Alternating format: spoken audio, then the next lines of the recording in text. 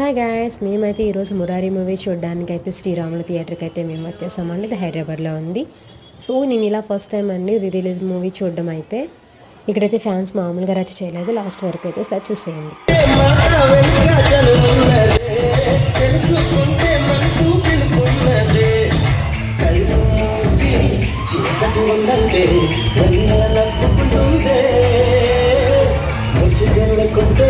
మనసే జగల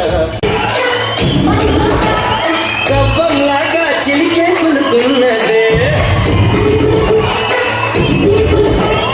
నీలో చింత చిగురు కులుకున్నదే, కవ్వంలాగా చిలికే కులుకున్నదే, కొంటే మాట వెనుక చనున్నదే.